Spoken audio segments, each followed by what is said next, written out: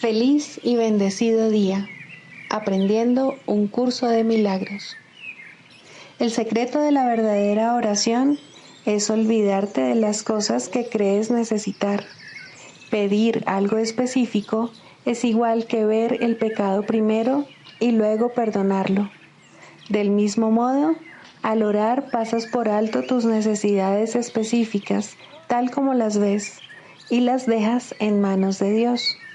Ahí se convierten en los regalos que le haces, pues le dicen que no antepondrás otros dioses a Él, ni que quieres otro amor que el suyo. Este libro es un comienzo, no un final.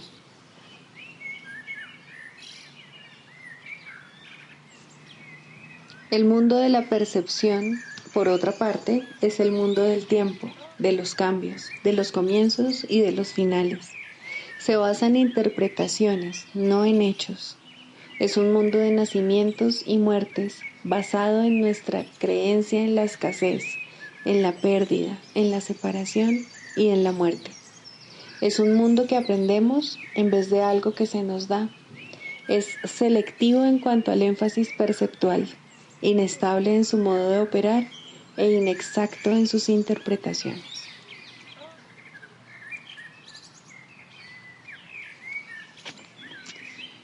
Introducción. Este es un curso de milagros. Es un curso obligatorio. Solo el momento en que decides tomarlo es voluntario.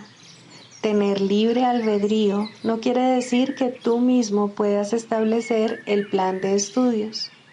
Significa únicamente que puedes elegir lo que quieres aprender en cualquier momento dado. Este curso no pretende enseñar el significado del amor, pues eso está más allá de lo que se puede enseñar. Pretende, no obstante, despejar los obstáculos que impiden experimentar la presencia del amor, el cual es tu herencia natural. Lo opuesto al amor es el miedo, pero aquello que todo lo abarca no puede tener opuestos. Este curso puede, por lo tanto, resumirse muy simplemente de la siguiente manera. Nada real puede ser amenazado. Nada irreal existe. En esto radica la paz de Dios.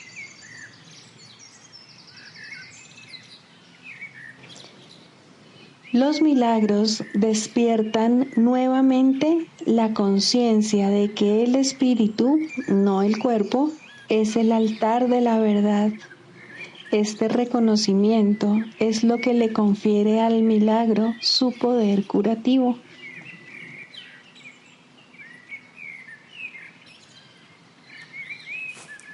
Capítulo 8. El viaje de retorno. 6. El tesoro de Dios.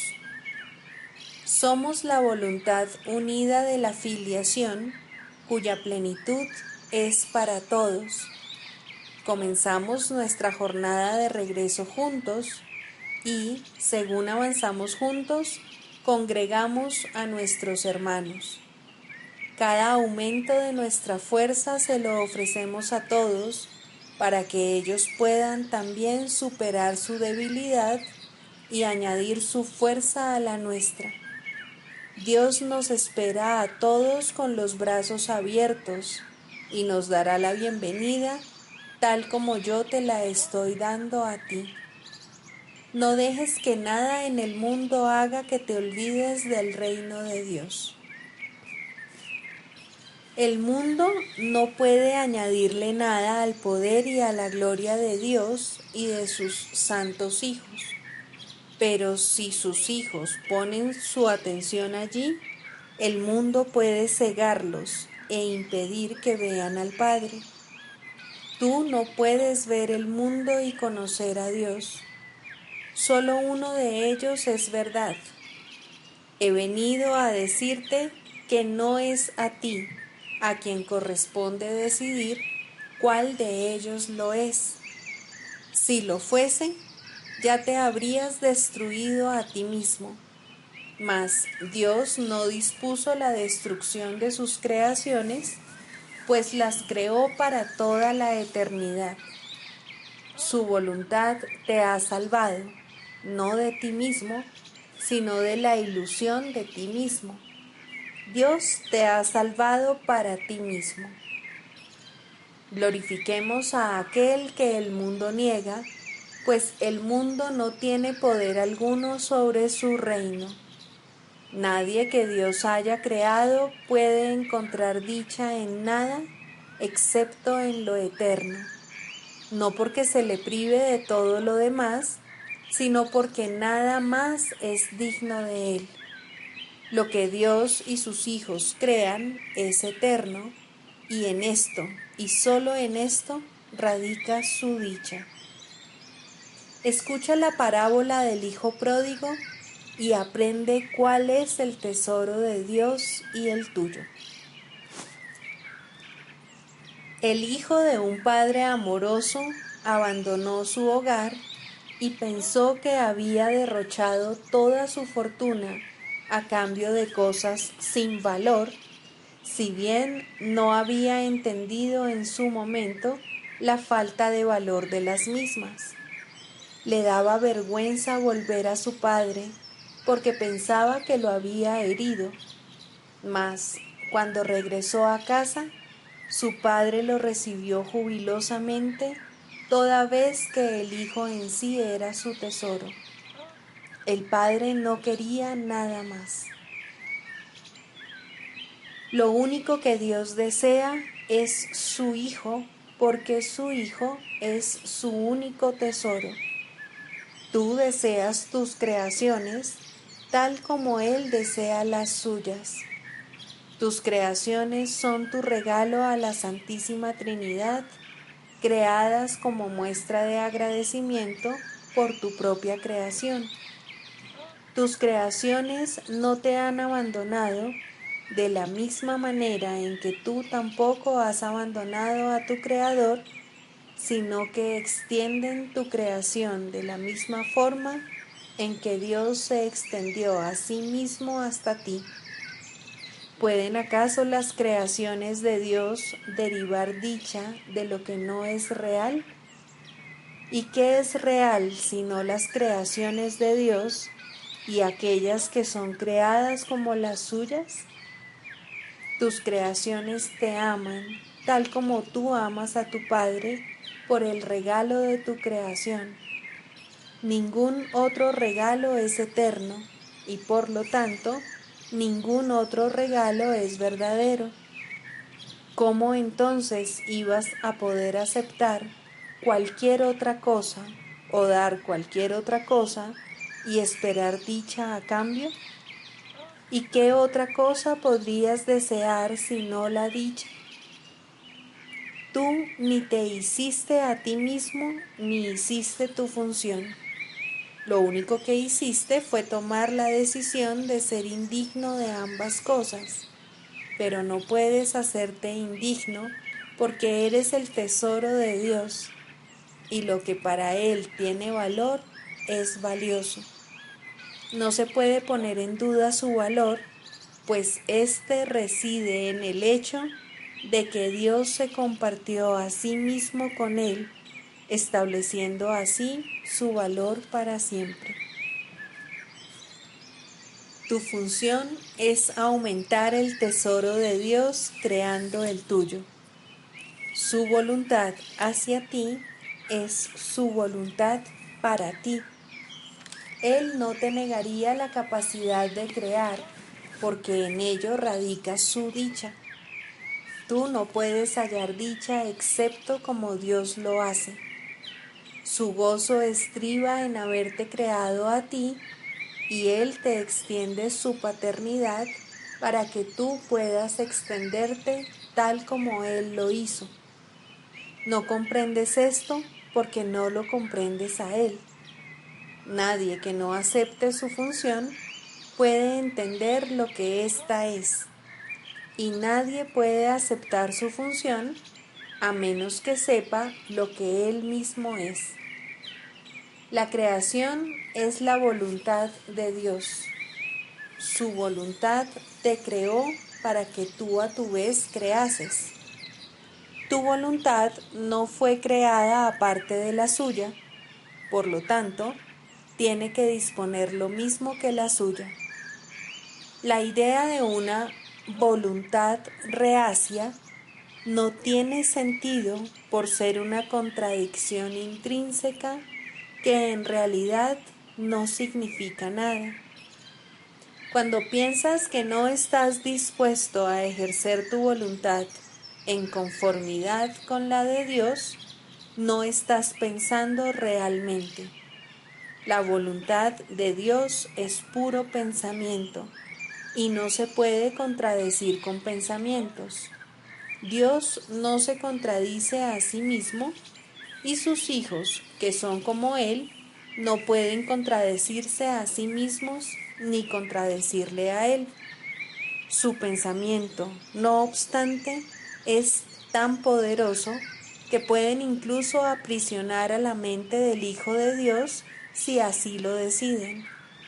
Esta decisión hace ciertamente que el Hijo de Dios no conozca su función, aunque ésta nunca le es desconocida a su Creador. Y puesto que no le es desconocida a su Creador, Él siempre la puede conocer. La única pregunta que jamás debieras hacerte es: ¿deseo saber lo que la voluntad de mi Padre dispone para mí? Él no te la ocultará. Me lo reveló a mí cuando se lo pregunté, y así supe lo que Él ya había dado. Nuestra función es colaborar juntos, porque separados el uno del otro no podemos funcionar en absoluto. El poder del Hijo de Dios reside en todos nosotros, pero no en ninguno de nosotros por separado. Dios no desea que estemos solos, porque su voluntad no es estar solo. Por eso creó a su Hijo y le dio el poder de crear junto con Él. Nuestras creaciones son tan santas como nosotros, y nosotros que somos los hijos de Dios, somos tan santos como Él. Por medio de nuestras creaciones, extendemos nuestro amor, aumentando así el gozo de la Santísima Trinidad. No comprendes esto porque aunque eres el tesoro de Dios, no te consideras valioso. Como resultado de esta creencia, no puedes entender nada. Yo soy consciente del valor que Dios te otorga. Mi devoción por ti procede de Él, pues nació del conocimiento que tengo de mí mismo y de Él. No podemos estar separados. Lo que Dios ha unido no se puede separar, y Dios ha unido a todos sus hijos en sí mismo. ¿Cómo ibas a poder estar separado de tu vida y de tu ser? El viaje a Dios es simplemente el redespertar del conocimiento de dónde estás siempre y de lo que eres eternamente. Es un viaje sin distancia hacia una meta que nunca ha cambiado. La verdad solo puede ser experimentada. No se puede describir ni explicar. Yo puedo hacerte consciente de las condiciones que la facilitan, pero la experiencia en sí forma parte del ámbito de Dios. Juntos podemos satisfacer sus condiciones, pero la verdad vendrá a ti por su cuenta. Lo que la voluntad de Dios ha dispuesto para ti es tuyo. Dios le ha dado su voluntad a su tesoro, para quien esa voluntad es su propio tesoro. Allí donde esté tu tesoro, allí estará tu corazón, tal como el suyo está allí donde se encuentra su tesoro. Tú, a quien Dios ama, eres completamente bendito. Aprende esto de mí y libera la santa voluntad de todos aquellos que son tan benditos como tú.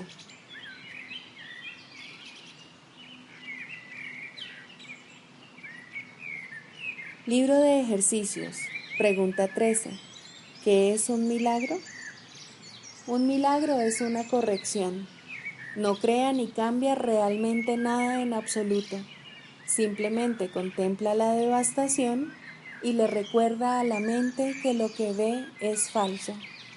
Corrige el error, mas no intenta ir más allá de la percepción ni exceder la función del perdón.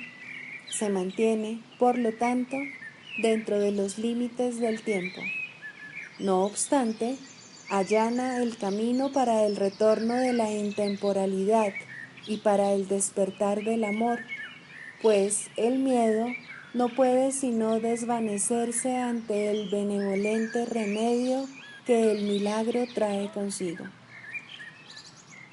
En el milagro reside el don de la gracia, pues se da y se recibe como uno, y así nos da un ejemplo de lo que es la ley de la verdad, que el mundo no ataca porque no la entiende. El milagro invierte la percepción que antes estaba al revés, y de esa manera pone fin a las extrañas distorsiones que ésta manifestaba. Ahora la percepción se ha vuelto receptiva a la verdad. Ahora puede verse que el perdón está justificado. El perdón es la morada de los milagros. Los ojos de Cristo se los ofrecen a todos los que Él contempla con misericordia y con amor. La percepción queda corregida ante su vista y aquello cuyo propósito era maldecir, tiene ahora el de bendecir. Cada azucena de perdón le ofrece al mundo el silencioso milagro del amor, y cada una de ellas se deposita ante la palabra de Dios en el altar universal al Creador y a la creación, a la luz de la perfecta pureza y de la dicha infinita. Al principio, el milagro se acepta mediante la fe, porque pedirlo implica que la mente está ahora lista para concebir aquello que no puede ver ni entender. No obstante, la fe convocará a sus testigos para demostrar que aquello en lo que se basa realmente existe. Y así, el milagro justificará tu fe en él y probará que esa fe descansa sobre un mundo más real que el que antes veías, un mundo que ha sido redimido de lo que tú pensabas que se encontraba allí. Los milagros son como gotas de lluvia regeneradora que caen del cielo sobre un mundo árido y polvoriento, al cual criaturas hambrientas y sedientas vienen a morir. Ahora tienen agua, ahora el mundo está lleno de verdor, y brotan por doquier señales de vida para demostrar que lo que nace jamás puede morir, pues lo que tiene vida es inmortal.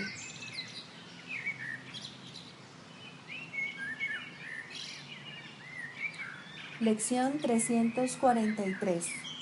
No se me pide que haga ningún sacrificio para encontrar la misericordia y la paz de Dios. El final del sufrimiento no puede suponer una pérdida. El regalo de lo que lo es todo tan solo puede adoptar ganancias. Tú solo das, nunca quitas, y me creaste para que fuese como tú, de modo que el sacrificio es algo tan imposible para mí como lo es para ti. Yo también no puedo sino dar, y así todas las cosas me son dadas para siempre. Aún soy tal como fui creado. Tu Hijo no puede hacer sacrificios, pues es íntegro, al ser su función completarte a ti. Soy íntegro por ser tu Hijo. No puedo perder, pues solo puedo dar, y así todo es mío eternamente.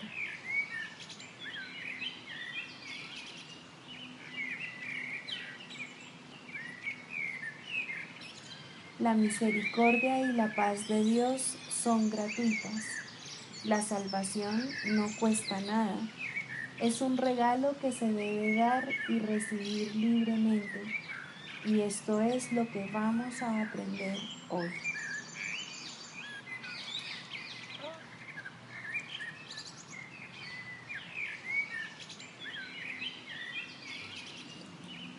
Manual para el maestro, características de los maestros de Dios.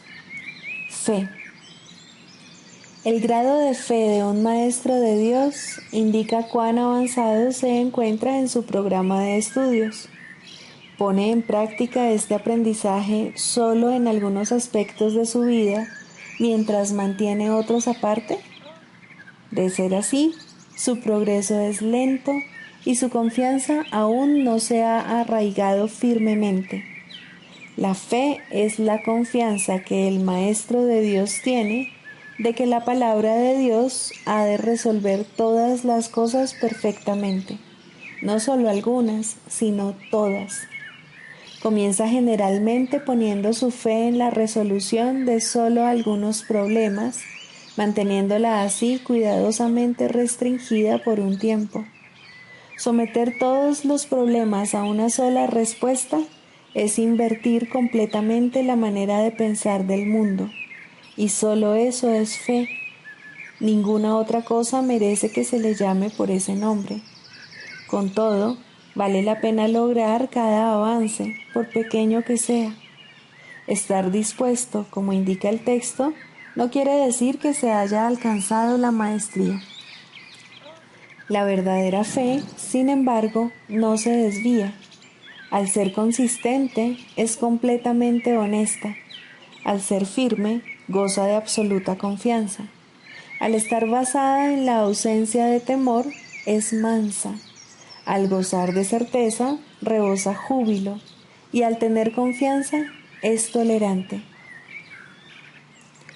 La fe, por lo tanto, encierra en sí todos los demás atributos de los maestros de Dios y entraña la aceptación de la palabra de Dios y de la definición que Él tiene de su Hijo.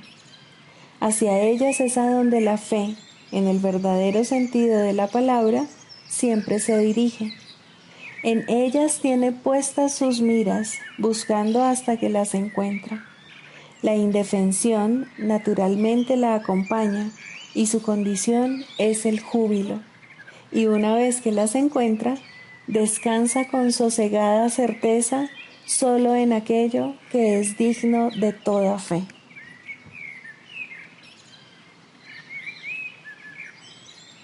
Manual para el maestro. Pregunta 9. ¿Se requieren cambios en las condiciones de vida de los maestros de Dios? Donde se requieren cambios es en las mentes de los maestros de Dios. Esto puede entrañar o no cambios en las condiciones externas. Recuerda que nadie está donde está por casualidad y que nada en el plan de Dios es al azar. Es bastante improbable que en la formación del nuevo maestro de Dios, los primeros pasos a dar no sean cambios de actitud. No hay, sin embargo, una norma fija al respecto, toda vez que el entrenamiento es siempre altamente individualizado. Hay quienes son llamados a cambiar las circunstancias de sus vidas casi de inmediato, mas estos son generalmente casos especiales. A la gran mayoría se les proporciona un programa de entrenamiento que evoluciona lentamente, en el que se corrigen el mayor número posible de errores previos. Las relaciones personales, en especial, tienen que percibirse debidamente y se tiene que eliminar la piedra angular de la falta de perdón. De lo contrario, el viejo sistema de pensamiento mantendrá aún una base a donde poder regresar. A medida que el Maestro de Dios avanza en su formación, aprende más concienzudamente una lección, a no tomar decisiones por su cuenta. En lugar de ello, le pide a su Maestro su respuesta, y es esta la que sigue como guía para sus acciones. Esto le resulta cada vez más fácil a medida que aprende a abandonar sus propios juicios. Abandonar todo juicio, el requisito previo para poder oír la voz de Dios, es normalmente un proceso bastante lento, no porque sea difícil, sino porque se tiende a percibir como una afrenta. El entrenamiento del mundo tiene por meta el logro de un objetivo diametralmente opuesto al de nuestro programa. El mundo enseña que confiar en nuestro propio juicio es muestra de madurez y fortaleza. Nuestro programa enseña que abandonar todo juicio es la condición necesaria para la salvación.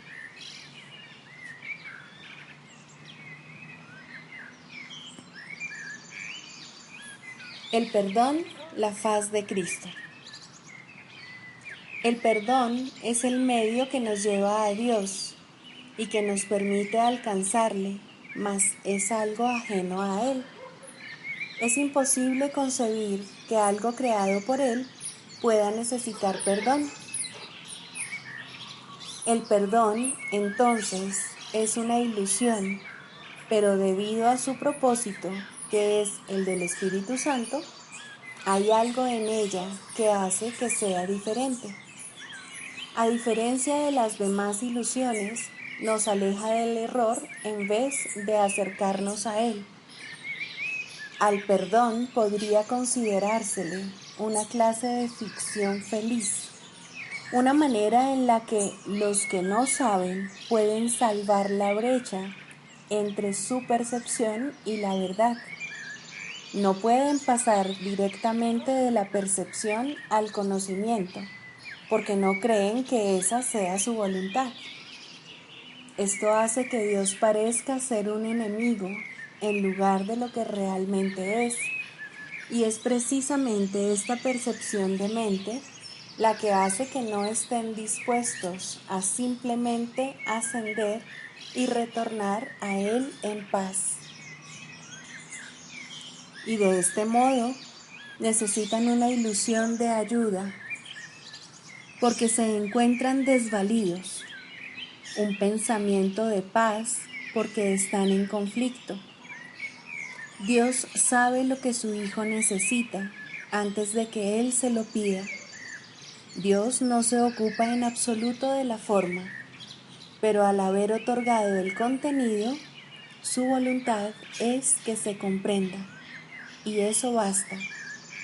Las formas se adaptan a las necesidades, pero el contenido es inmutable, tan eterno como su creador. Antes de que el recuerdo de Dios pueda retornar, es necesario ver la faz de Cristo. La razón es obvia. Para ver la faz de Cristo se requiere percepción. El conocimiento no es algo que se pueda ver, pero la faz de Cristo es el gran símbolo del perdón, es la salvación, es el símbolo del mundo real. El que la ve deja de ver el mundo. Está tan cerca ya del umbral del cielo como es posible estar mientras aún esté afuera. Mas desde ahí, un paso más basta para entrar. Es el paso final, y ese se lo dejamos a Dios. El perdón es un símbolo también, pero en cuanto que símbolo exclusivo de la voluntad del Padre, no puede ser dividido. Y así, la unidad que refleja se convierte en su voluntad. Eso es lo único que aún está en el mundo en parte y que, al mismo tiempo, es el puente que conduce al cielo. La voluntad de Dios es lo único que existe. Lo único que podemos hacer es pasar de la nada al todo, del infierno al cielo. ¿Es esto una jornada? No, en verdad no lo es, pues la verdad no va a ninguna parte. Pero las ilusiones cambian según el lugar o la época. El paso final no es más que otro cambio. Por ser una percepción, es en parte irreal. Sin embargo, esa parte desaparecerá. Lo que entonces quedará será la paz eterna y la voluntad de Dios. Ahora ya no hay deseos, pues los deseos cambian. Incluso lo que una vez se deseó puede volverse indeseable. Esto es así porque el ego jamás puede estar en paz, pero la voluntad es constante por ser el don de Dios, y lo que Él da es siempre como Él mismo. Este es el propósito de la faz de Cristo. Es el regalo de Dios para la salvación de su Hijo. Contempla únicamente esto y habrás sido perdonada. Cuán hermoso se vuelve el mundo en ese instante en el que ves la verdad acerca de ti mismo reflejada en Él. Ahora estás libre de pecado y contemplas tu impecabilidad. Ahora eres santo y así lo percibes. Y ahora la mente retorna a su Creador, la unión de Padre e Hijo, la unidad de unidades que se encuentra detrás de toda unión, aunque más allá de todas ellas. No se ve a Dios, sino que únicamente se le comprende. No se ataca a su Hijo, sino que se le reconoce.